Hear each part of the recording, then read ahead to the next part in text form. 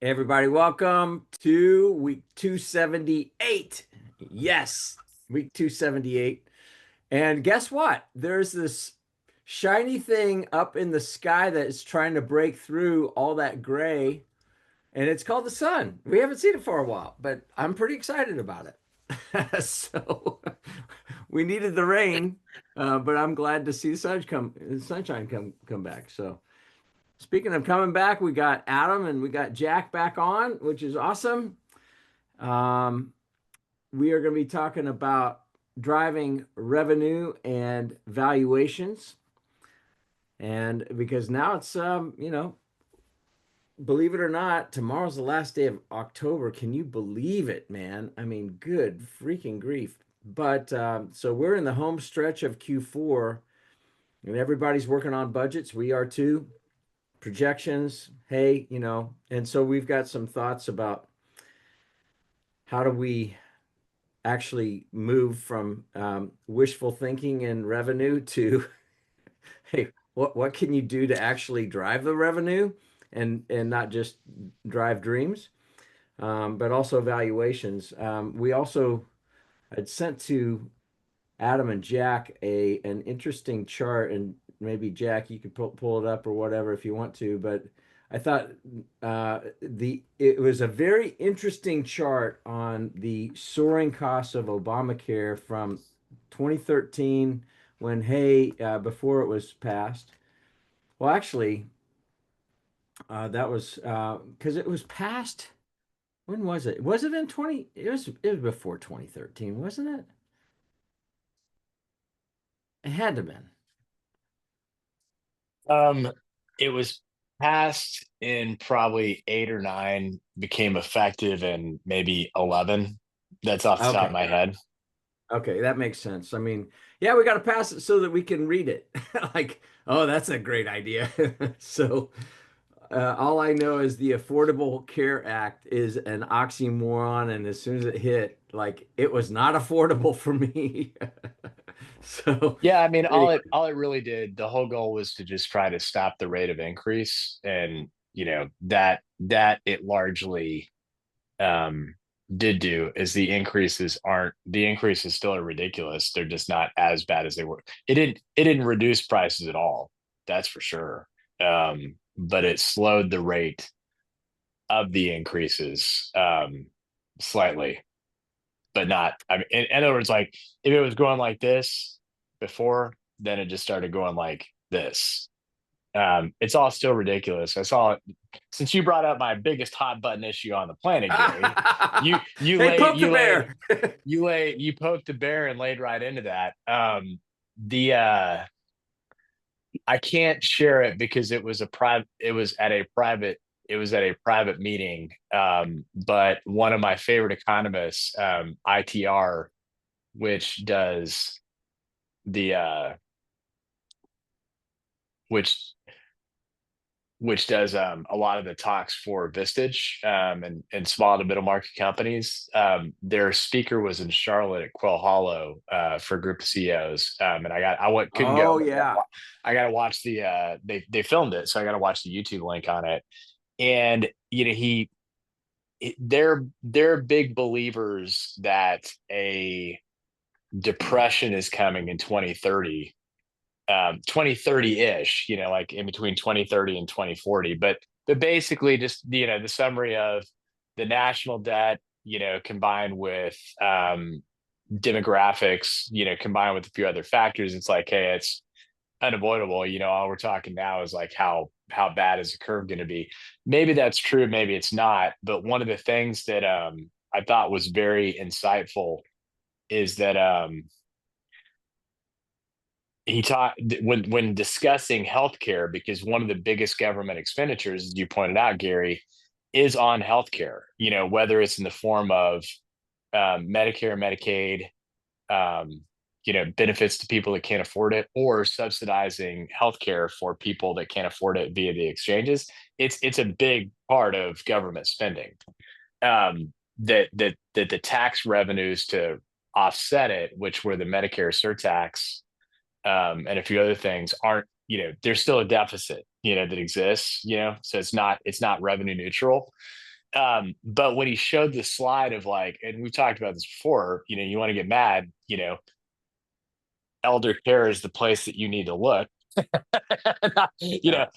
not to sound like a Jack's giving out a Starbucks card that can talk about the famous movie that came out in the 70s that talked about maybe putting people down at a certain age.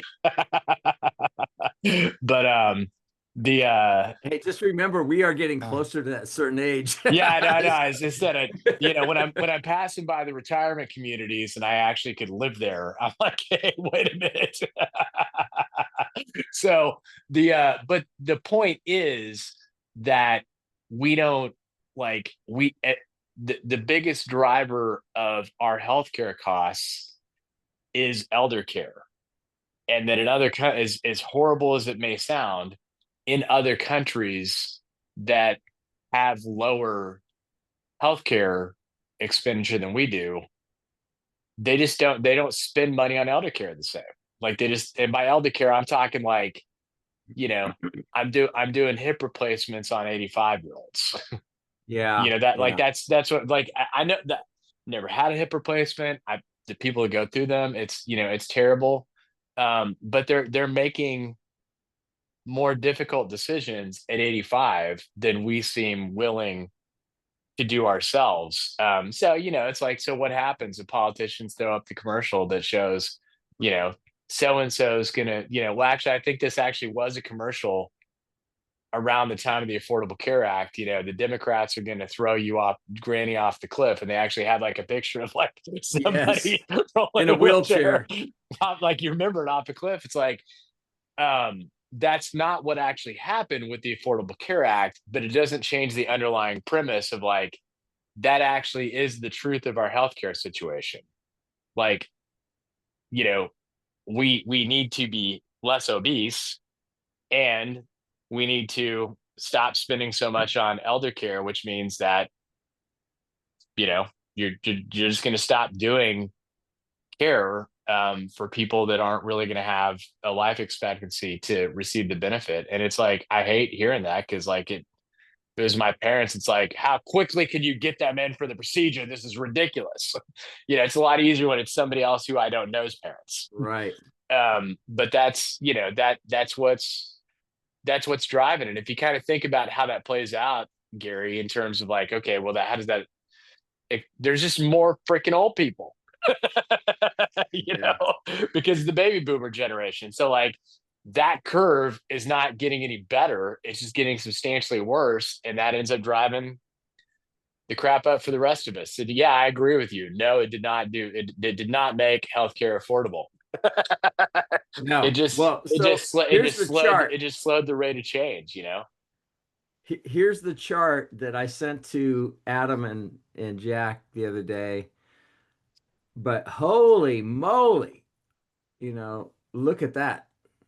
That's some crazy, the government subsidies can't cover the premium hikes. So I mean that's pretty daunting, quite frankly. Yeah. Um, so anyway, yeah. Um, all right. Well, Jack, besides Obamacare and the Non-Affordable Care Act, what else you got for us before we dive into revenue and valuation drivers?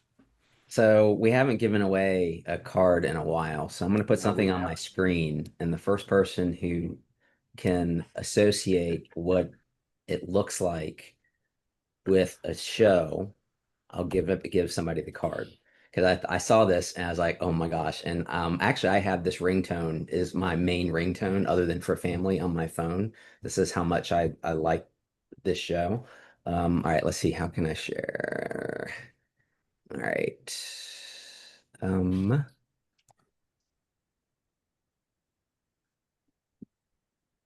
can you guys see that? Yep, there we go. You can't guess. Adam would know it too, I think. I think he's probably a fan of the show. Yeah, that's a bad one. Yeah. Yeah. All right, I So can't see the what chat show is now. this tied to? Did anybody get it? I can't see because my screen is Hold on, minimized. hold on. Let me look. Jim got Uh, it. 24. Yep. Jim Yes. Maracchio. Boom, boom, Yes. boom. So I think when I was being interviewed for something, they asked who would you want to be if you weren't you, like some fantastical character. And I said Jack Bauer, because you can get so many things done. So today's presentation is occurs between day 29 and day 30, between the hours of 11 a.m. and noon, Eastern Standard Time, Eastern Daylight Time, right? So Yeah. that's, same thing. The big deadline is happy Halloween to everybody. When you wake up the next day after you're in your candy coma on November 1st, who knows what's going to happen with expected of all the subsidies and SNAP and everything All else, right. right? And so, and it impacts a lot of people. We can talk about kind of the government shutdown just generally speaking, but understand that while it may not directly impact private businesses and us as business owners, because life goes on. I'm in my office, people are working in the office. It does have an impact because of the services that we receive, sometimes unbeknownst to us what's going on in the background, right? Right. And then essential services. Uh, Imagine the scenario where you're going through an SBA loan, and things are slowing down, where you can't get the appropriate approvals, you can't get the review process done. Maybe you need to get something from the federal government, maybe an apostille or something along those lines. You know, things not necessarily have completely shut down in some areas, but they definitely have slowed down because there's a reallocation of resources on the federal level. So things are very busy and anxious on Capitol Hill in the background, regardless of whether you see the individual members of Congress running through those halls, according to my Shoemaker Advisors group. And they are getting a lot of calls and like, what can we do about this and that? And a lot of it is really not so much other than put pressure on your representatives. So, and we'll talk today a little more about kind of what our thoughts are on kind of preparing and continuing to prepare and addressing the stuff. And it's going to sound like or feel like kind of Groundhog Day, because a lot of things that we're going to talk about, we've been talking about even before the shutdown, even before kind of, well, even before just the recent things that have been going on. And when we're getting through COVID and talking about PPP and everything else, what you should be doing along those lines. So it goes, we're going to go into the Wayback Machine from a couple of years ago and kind of bring up some things that, again, are sort of common sense, but again, we spend a lot of time dealing with what's in front of us. And so one of the things that I want to talk about or bring up is, this is a good time to, you have choices. You have you can either accept the slowdown and kind of say, all right, I needed this break and we'll restart, see you again in 2026. The 2025 is done for the most part. We're going to get through. It's not going to, we're not, the company's not going to die or dissolve, and so we move forward in 2026. Or you can take this opportunity in Q4 to do certain things assertively and embrace things that may be slowing down to implement some of these things that we've been talking about. So I've been very nebulous in all of that to kind of get people hooked on what we might say in the next 20 30 minutes or so, but that's what I got for now. You're doing clickbait, is what you're doing. All right. Hey, while we got before we dive into more of that, uh, I I'm going to do two things. One, I want to know, Jack, what are your reps saying? Like, I mean, because me back here in Charlotte, North Carolina, looking at, it's like, and I look at the votes. Oh, well, if the Democrats were actually serious about, paying for SNAP and whatever, they voted 13 or 14 times now against it, and I think three of the Democrats have defected. But that's where the stonewall is. Like there's this like this holding hostage, and what we're seeing is some Democrats are starting to defect on it. The Republicans are saying, "Hey, it was a clean bill. Get on with it." Um, and and they're not budging. So I'm curious about what you're hearing from, because you've got both sides of the aisle covered, and it's just hard to make out like what is it? What is the real deal there? Yeah, I think it is, and this is me kind of paraphrasing, and it's probably an appropriate time to maybe bring one or both of the guys back on if I can, maybe next week or the following week, just to That's kind a of that's a great do a idea. recap, like a Get them Q4 both on, recap. like the Um, loggerheads. right, exactly. And you notice that one of them is a little more conservative than the other. I mean, not I shouldn't say conservative, Yeah. is a little tempered or just mindful of saying, and I will tell you, both of them are not that way. And so, maybe we need to send them some Jameson or something to shoot before they get on screen, something, right?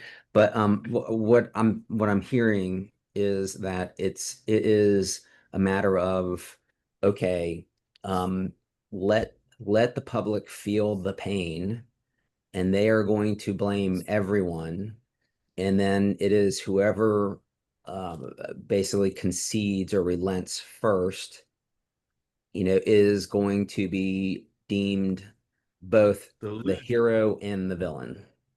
Yeah. And it's ironic because neither side wants to be in that position.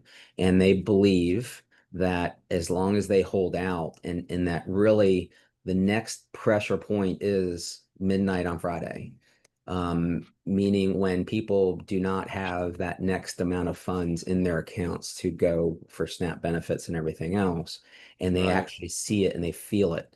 It's already been felt. My understanding is people are loading up on the front end, knowing that, okay, well, they need to make sure that they go get what they need for the next month, or so. But Yeah. it is it's a psychological game at this point, it sounds like. And at some point, that it'll get resolved at some point. But you have um, the Democrats saying, "Hey, look, we relented several months ago to get us to this point, and so we trusted you previously and said, okay, we'll continue onward and have these discussions, and so we're at a point now." So that's kind of what they're saying, and Republicans are saying, "Well, no, I mean, Nope. you didn't do anything in the past several months, so it doesn't count, and we should, and so you can't say with a straight face that." Hey, we were walking the same walk with you trying to get this resolved. One of the biggest things that I think people, the biggest criticisms is that, wait a minute, how can we make them feel the pain? They're getting paid. So let's cut them, let's make them part of the constituency that is feeling the pain. Because right now, they if they don't feel it, then it's maybe somewhat empathy, but it's not going to be pain, direct pain to themselves. So for what it's worth, I have my own perspectives on that. I get it. I understand all sides of it. Fortunate that I'm not personally, and my family's not personally in the middle of it, but I know people who are, and everyone has seen the asks, whether it's from church, from other organizations that say, "Hey, can you help us with our food banks? Can you help us with all this stuff?" Right. And that's increased in volume, as far as usually around this time, the holidays, people, organizations try to pull on your heartstrings and say, "Hey, you guys have plenty, give," but it's the season has started a little earlier if you want to look at it that way. Yeah. It would all be solved if Congress didn't get paid. But there's a provision, I think, in the Constitution where that they have to get paid. I think that's what I saw. So, it's on the internet, so it had to be true, I guess. But I don't know. Well, the other thing too is most of them are wealthy already and they have other resources. So Yeah, really it's more symbolic, I think, than anything else. And I yeah, believe the reason why And I'm going to assume that you are correct in your statement because I don't know this for sure. So this is a Gary theory that Jack is supporting, that it Yeah. it is a requirement by federal law that they get paid, is so there would not be undue influence by like, hey, I understand you're not getting paid, but let me help you out. Here's, in the old days, here's a few extra apples, here's a few extra, pieces of wheat to go make some bread kind of thing, whatever it may be. So that is I guess a joint Gary and Jack theory that I Oh, expanded wait a minute. upon. They still get paid, but we can't get campaign finance reform done. Huh. I'm just when did this when did Yeah. this when did this show take a downturn? I don't know, man. Well, from the very beginning, when we were Like we talking gotta about get our the crap together and non-affordable care. get back on point to helpful items. Yeah, let's do. Yeah, this is depressing me. Um, it is true, according to ChatGPT, that it is federal law and the Constitution. It's the 27th Amendment. That means that Congress can't change its own pay immediately, and they are funded automatically. So there you go. According Keep to in mind, ChatGPT. it's the 27th Amendment, not even close to like, 11, 12, 13 after the first set of Bill of No, Rights. So it took yeah, them a while to figure that out. it took them a while. Yeah, I mean, hey, here's a provision. So, all right, let's talk about something positive, something that we actually can control, and that is your revenue and your valuations. Those two things are within our control. There are certain levers that are within our control. Um, so, Adam, Jamie Boyder, yeah. Let's see. Hold on. What you're saying here? Uh, Lindsey Graham floated the idea of an amendment that they had to forfeit their pay back to the Treasury and pay down the debt during shutdowns. Well, that was a smart move, Lindsey. Probably pretty safe move because he knew nobody else would vote for it. So I don't know. I want Yeah. to give him the benefit of the doubt, but kind of like I think, if I'm not mistaken, we're setting our clocks back again this weekend. And if I remember right, we heard rumblings about this for a while ago that, hey, we're going to set it and forget it. Well, we didn't do that. So if we can't even pass that, like, man, is it any wonder? So let's get it back on. So, Adam, and this is going to you. You've seen it a ton of times where we've got clients that at the beginning of the year or right now, they're projecting into next year. Oh, it's going to be great. We're going to do this and that. And then all of a sudden, first quarter, we're missing it. We'll get it better. It'll get better. And then, you know, um, hold on. Then it doesn't. So give us an example of what you've seen work when people are like forecasting and when it doesn't, especially regarding revenue. Um, great, great question, Gary. I think, you know, if you if you start with the forecast itself, um, and just say, well, how do I actually just prevent the need to adjust in the first place? And we've talked a little bit about this in some of the other webinars. So it's a rehash, but at the same time, it's like, hey, I actually don't mind repeating this myself on this one because people really need to pay attention. This is super important. Um, you know, people go out and read business books like 10x is greater than 2x, or That's a good one. it's a good book, or the three hag way, like, hey, set it, or their business coach says you need to set a big B hag, big hairy audacious goal, or you need to, like, you need exponential thinking, you need the blah blah blah blah blah. That's all, like, those are great concepts, and you Yeah. should do that. But do you know how hard it is to actually make that kind of difference in 1 year.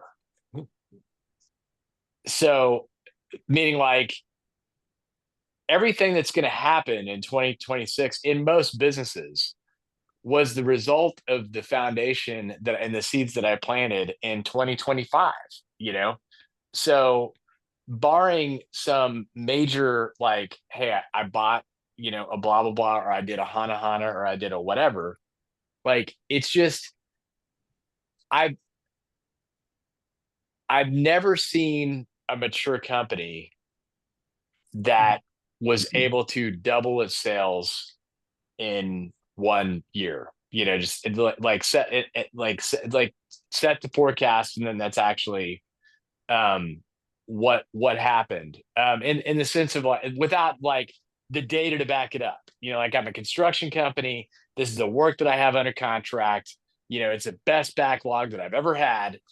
But even then, that's the example of like we set like the doubling was actually based on facts, not hope, Yeah. in Wish. prayer. So yeah, so I think it starts with like, look, dude, for a 1 year, I want some science. I want some data. I don't want gut feeling. I want some science. So that way you just get out of the trap in the first place.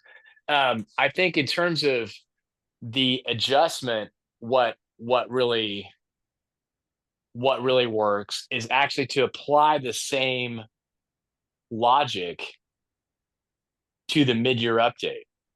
Like let's face what the facts actually are. Oh no, we're all going to make it up on the backside. Show me how. Like I want to know exactly how that will occur, not in terms of like, well, we're just going to make some more sales calls. We really think some leads are, it's like objectively orders placed.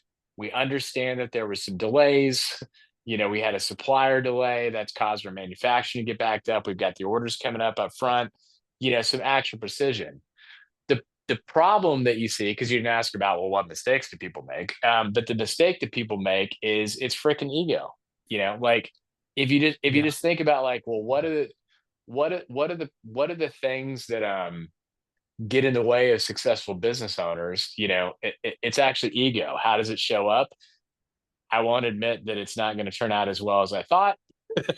you know, um, I won't downgrade my car. I won't sell my house. Um, my office is fancy and big, and I will not downscale. Yeah.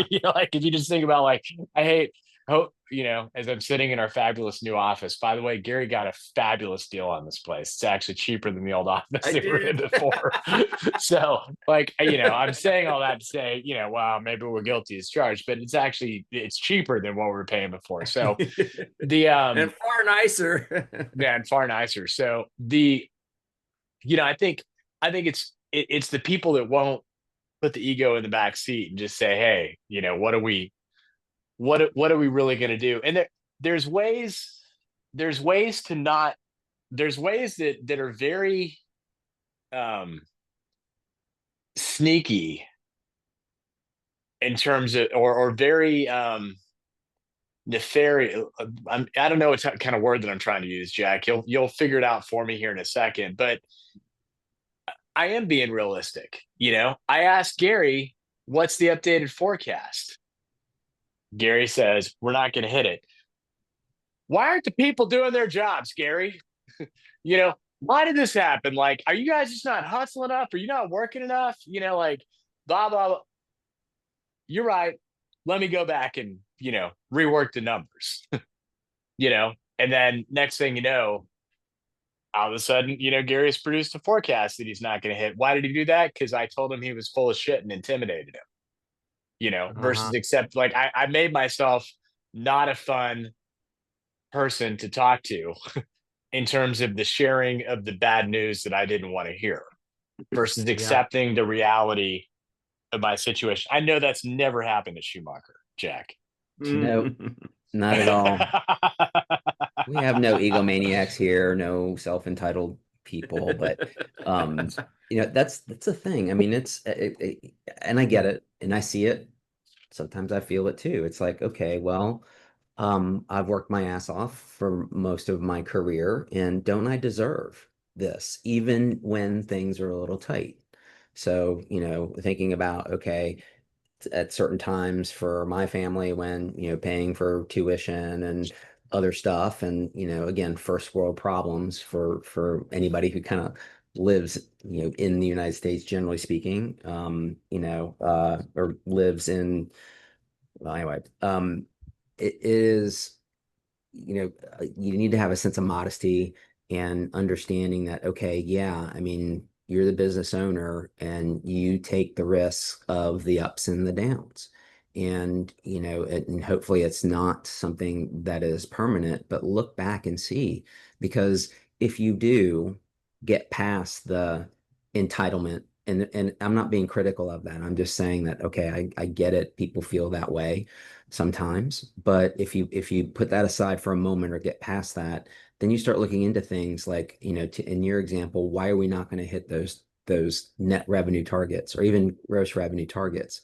If it's gross revenue, maybe there are reasons for it. If it's net revenue, maybe unbeknownst, or maybe I wasn't paying attention that the certain expenses had increased that are attributable. So our profit margin is less than we thought it was going to be because of factors that were outside of our control, but that maybe I didn't know about. So then you go and you be proactive for those things that you can't control other people. You can control how you react to things. And so that's why I said in the very beginning is that, it's really up to you how you do it. Now I'm getting deep into the psychology of all this. Wow. So, it's how you react to those things and look into, and we've always said, look again, look again. And, this is the perfect time, fourth quarter, to do that. Don't wait until January and say, okay, new year, let's figure it out. You need to figure it out sooner than that. So be proactive for yourself and for your employees and for your business. So, um, Adam, we've been through this cycle a number of years together, and I think we've gotten pretty doggone good at dialing in our forecasts from a revenue and also from an expense standpoint. The expense standpoint seems to always be a little bit easier. There seems to be more predictability in that, and there are times that you have to have, hey, you got an opportunity hire, you need to kind of build in some of that flex. But and I keep thinking about when we went into shutdown on COVID, man, like that was how in the world are we going to hit that? Because all of our revenue assumptions were based on the activities that we were doing the year before that generated income. Well, now all of a sudden nobody wants to meet with you. Nobody's doing meet and greets out there, and we were able to still do it, but we went into bunker mode, hunker down, start cutting expenses, figuring out how we do it, and we ended up coming out of it okay. Thank the Lord for some of the CARE Act and all that kind of stuff, which did help us. But we did focus on serving. But I want to go back to, all right, we've set the goal. Talk about the frequency of our monitoring and what we were doing so that we weren't just doing, hmm, yeah, that sounds like a good number. Like talk about where it's worked and where it's not worked. Um, so where it's not worked is when I use the term bottoms up budget. There's two that can mean that means two things that I want to talk about separately. Um, one bottoms up budget is called, well, how much money am I going to spend next year? Like, what kind of raises do I want to get? Blah blah blah blah blah. How much money does Adam need to put in his pocket? How much debt do I need to service? Okay, got it. I built from the bottoms up. Okay, then what's the revenue number need to be to support all that? you know Budget accomplished. you know um Yeah. that that's what not to do. um what to do is to say, okay, let me start at the bottom with my known customers. Who's coming back? What do we think we're going to get from them? What can we do from an expansion strategy? Um, what do we know is coming down the wire from a pipeline perspective? And that gets you to, a kind of like, look, would I bet my house on it? I wouldn't bet my house, but I bet Jack's house, and I'd feel real bad if Jack lost his house. So, like I feel, in other words, I feel pretty precise about that. The problem is that's usually not going to represent, unless you just had a bang up, year of orders from the year prior. Um, the you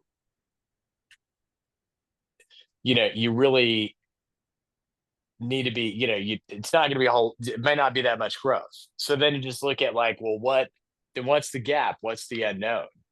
And, you just got a sanity check. Do you really have the ability to close that gap? Is it just way more than, you've ever done before? You got the right resources in place, or should just be a little bit more, conservative about it. So you just gotta be careful, in terms of,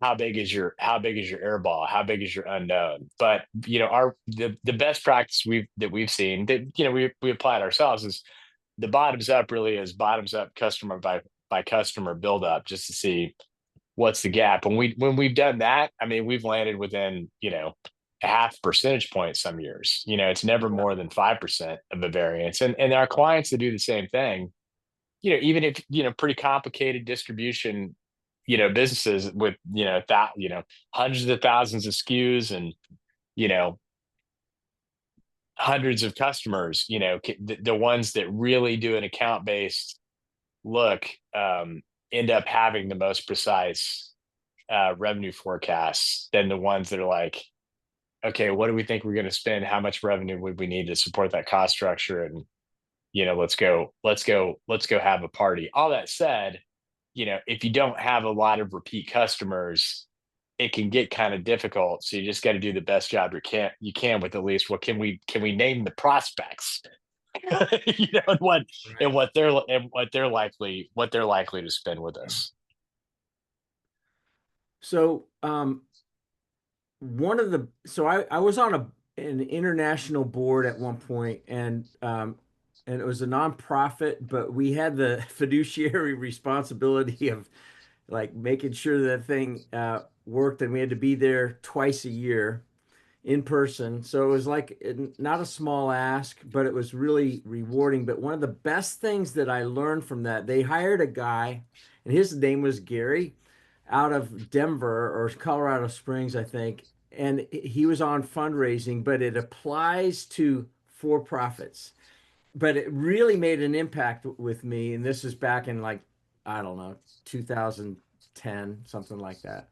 But he said, your job is to cultivate the field and scatter seed. You cannot control what seeds germinate. Your job is to cultivate the field and scatter seed. And just keep serving, keep serving, keep serving, but you must scatter seed. And what we've seen is when I came and joined BGW over 6 years ago, we had a thing that Sandler sales training was doing, and it was called CARE, Kare, and it was keep, attain, recapture, and expand, or something like that. But it was measuring activities that were going into, because you can control that. Like, let's just look at what you can control and what you can't control. I can't control who's going to buy or when they're going to buy or if they're going to buy, but I can control my activities in serving people.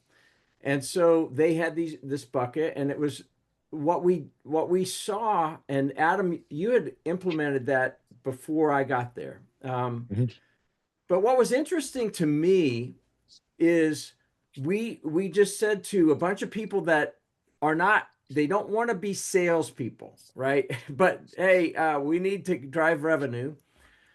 So mindset shift of, hey, let's just focus on serving people. We're not asking you to go beat the streets and do a bunch of cold calls and, what's the price of sugar? Like, no, we're not doing that. But we're going to measure our activities, and this app was really powerful, and we saw results from it. Um, I can show you if you guys want to see what we've built on our own because Sandler is like, hey, that thing's mothballed, and so we changed the acronym so that they don't sue us on registered trademarks or anything like that. But that's all we're focused on. Like, all right, guys, and then we also had some science that we're going back to the quarterbacks, and again, these are people that they didn't go into accounting thinking, oh, I want to be a salesperson. Um, but what's funny is some of our biggest introverts are some of our leading salespeople because they aren't interested in selling, but they are interested in serving, and they've been equipped with how do you have a conversation to really help somebody. That mind shift, like in our world, they do want to help, they do want to serve, they do want to see those companies grow, and that's been really fun to see. But I'll show you what is possible. Let's see here. Let's go to my, let's see here. Now, what's going on here? First time on a Zoom, evidently. While you're looking for that, so two kind of caveats to your analogy of cultivating and seeding is that you need to be mindful to not overseed, and I mean not Yeah. density of seeding, but the length of or how far out you go, because then part of the cultivating and the seeding is you can't control what actually sprouts up, but you can give it a good start, which is you need to water it and you need to be mindful of it and take care of it.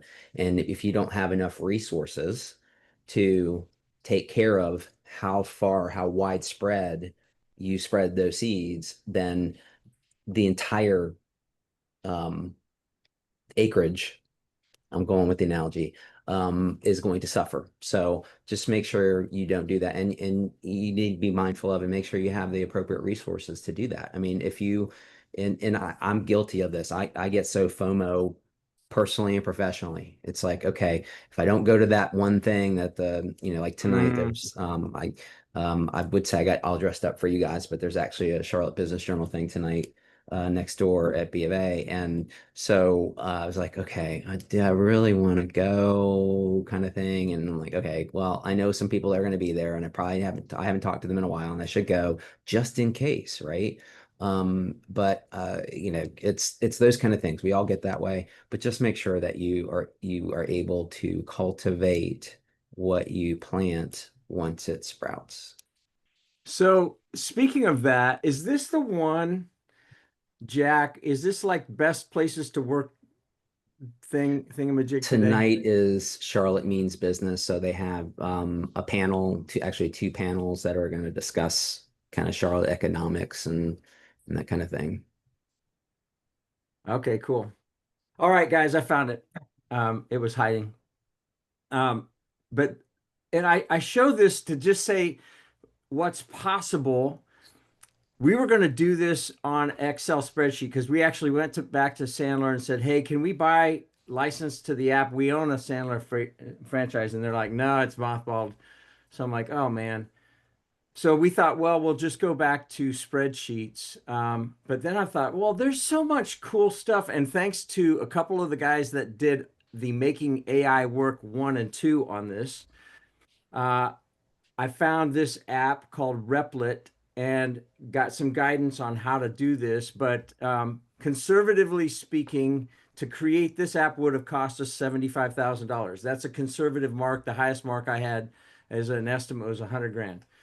Um, it cost me $40 a month, and I can have 50 users on this, but you can see, and it's a closed end system. Um, let's see, let's go on. Yeah, let's see if this works. Um, oh, come on. Come on, what's going on?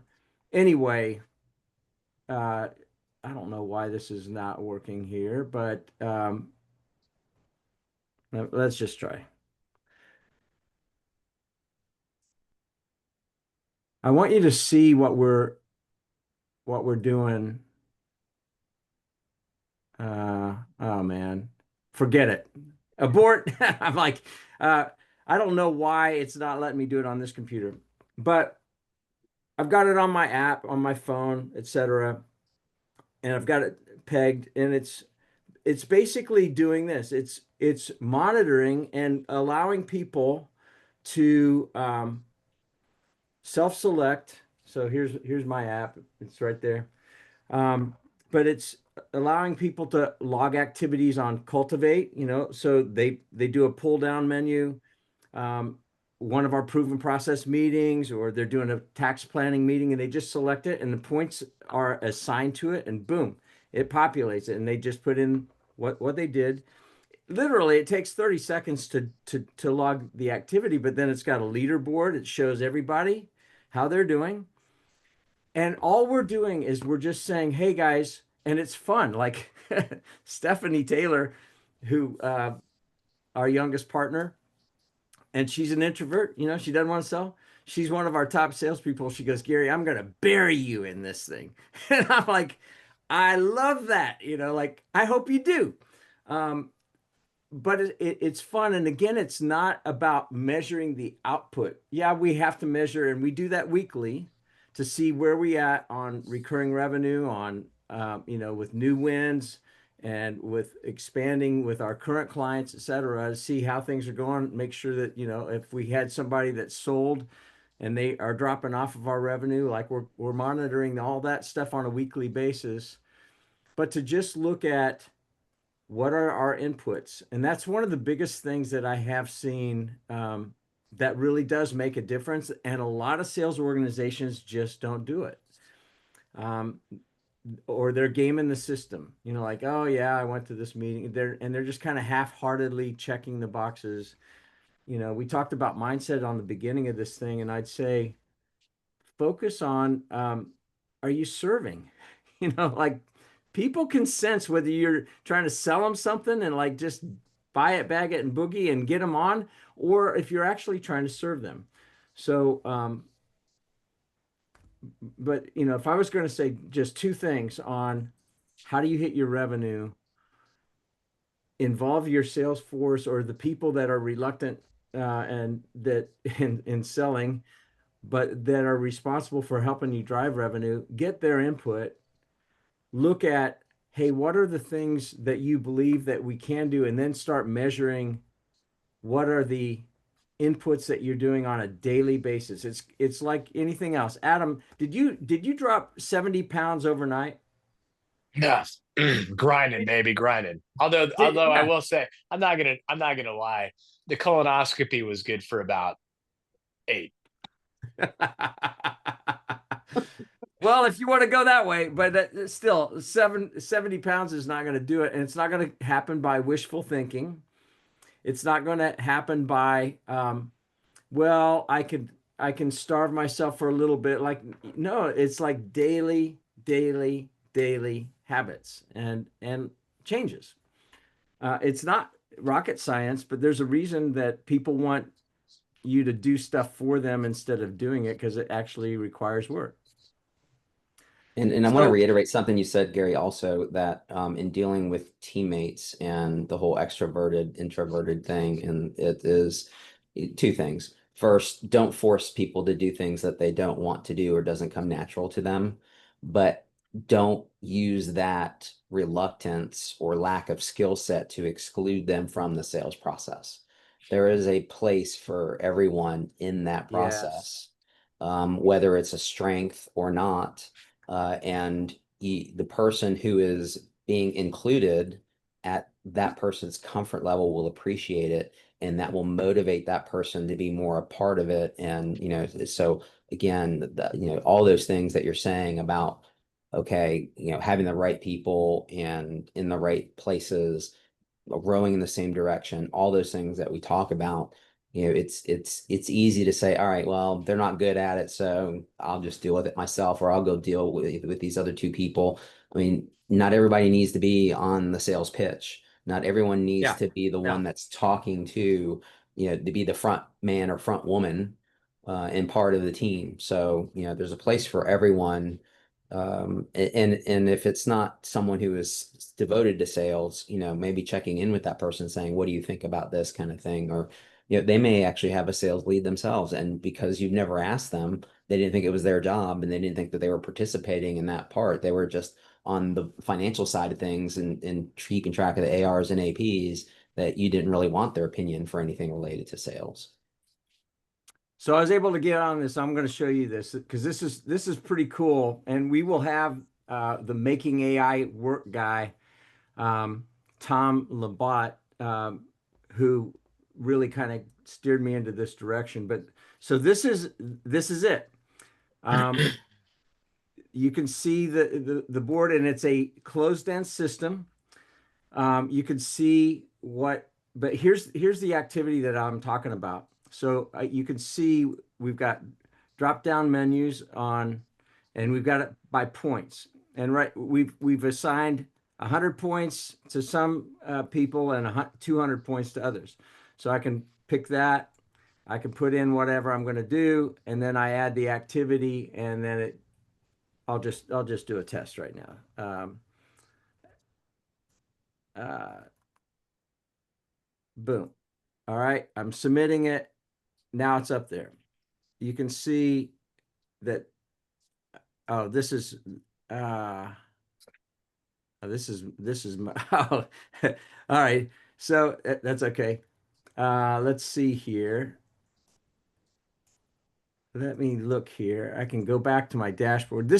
Oh, here we go. Here's our team leaderboard. Oh, look at this. Stephanie Taylor. She is ahead of me. She is like on a warpath. But you can see, and we're just doing a test run this week, and we're going to actually run it full time. And then it's got a little leaderboard, which is fun. um, but these are the kind of things. So acquire, this is like new business. What we're telling our people is like, hey, cultivate and take care of our current clients really well, because guess what happens when you do that? They tell other people. So we're just like, hey, focus there. I spend a lot of my time here because part of my job is driving in new business, so I can look at these kind of things. Hey, I'm going to a prospect meeting, or I'm going to a CEO event like a Vistage group, etc. Recover if I'm with a former client, and I want to meet them, like, hey. And we've had people that were a former client, left for whatever reason, and then they come back, which is cool. And then extending is expanding, different service lines, etc. But it's been we saw it work before, so we're like, all right, we're going back all in on this thing. But even what's happened, to think about in the last couple of years, that this is called vibe coding. um, and it's like I said, mobile enabled and that sort of thing. It's for $40, and now I had to know how to prompt it, and I spent probably 16 hours of my time building the back end database and that sort of thing. And I'm not a coder, like I'm not a coder, but I had somebody guide me, like, all right. And they spent literally 10 minutes with me, and then I just started playing with it. But these are like, there's not a magic bullet. Adam's looked for them. I've looked for them. There's not such a thing as a magic bullet out there, but it's just like, find what works, but measure your inputs. Inputs drive outputs. So keep it simple, stupid. The last thing that I want you guys to deal with, as we're rounding up with 6 minutes to go, and I know, Jack, you got to punch off a little bit early, but I want to talk about the impact of predictable revenue to valuations of a company,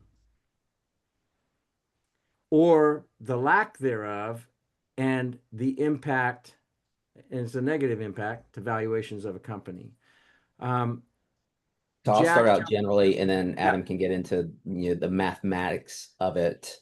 But generally speaking, I mean, a buyer is going to look at what is predictable, what is certain, On the legal side of things, looking at contracts that have long terms to them and do not have escape hatches related to them. So when we go through our due diligence process, if we're representing a buyer, we want to know what we're buying as far as stability on day one of our ownership.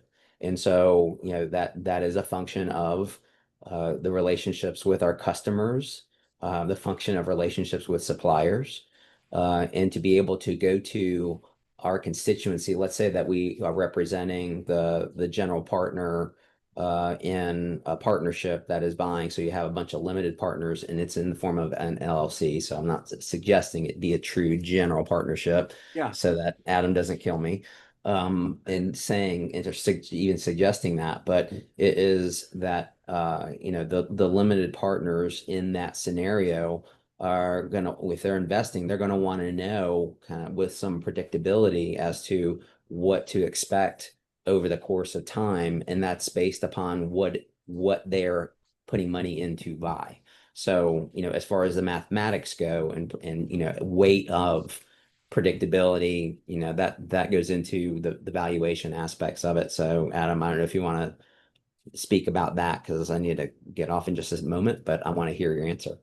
Yeah, no worries. So that if you kind of think about going back to this whole concept of revenue predictability, you know, it to I'd echo Jack's point. What ends up happening in the event of, hey, I'm contemplating doing, a company sale. I'm looking at like a couple different factors. One is how good is this company about predicting and then hitting its revenue targets, just in general. So that's more of an indication of like, show me your budget to actuals for the past. And if you can actually produce those and they look close, it's like ding, ding, ding, ding, ding. But again, if you think about like, okay, that's good, better is I produce a forecast as part of in a forward-looking forecast as part of the diligence process, and I know that, we all say, hey, this baby's going to close in 30 days, but how's that typically go, Jack? Yeah, Right. yeah, as you So would think. yeah, so all along the way, the buyer's asking for updated results, updated actual results. Like I know that's never happened in a shoemaker deal, but it happens all the time in a BGW deal. Hey, what are your and if those interims are varying at Yeah. all, the worst case scenario is deal scuttled. The likely answer is called purchase price adjustment. you know, and Down. that actually, yeah, that never they never say, "Oh my God, you're beating the projections. Let's We're give you gonna more give you money." more. Instead, they say, "No, that was actually already factored into our valuation." Right. Yeah, and But it's a purchase price reduction, or it's, hey, we'll pay you down the road. We'll pay you Tuesday for a hamburger today, right? In the yeah, form of an earnout or a promissory note, that kind of thing down the road. yeah, it's never cash on the barrel. But the point is, like, the downside consequence in a transaction of not having the ability to hit a forecast, which just goes back to like the importance of forecast accuracy. The downside consequence is way, way, way, way. How many ways is that? A lot of ways. Way A lot of worse ways. in a transaction than the upside of actually beating it. So there's no incentive to showing them a BS budget you created at the start of the year that wasn't based on precision. In fact, there's only downside, massive downside. Yeah. That was what I was hoping we would hit. Yeah. It took us a while to get there, and part of it was my own fault. So Jack, before you leave for next Yep. week, let's see if you could get your blue and red guys to do an insider's guide to the shutdown showdown. Yep. Um, and if not, then we'll figure out what the next timely topic will be for week 279. All right. Um, I'll let you know. so thank you Thank you. guys. We'll put this up on BGW and Shoemaker's YouTube channels later on today. Adam, have a good one. I'll see you soon. All right. See you, buddy. Yeah, bye.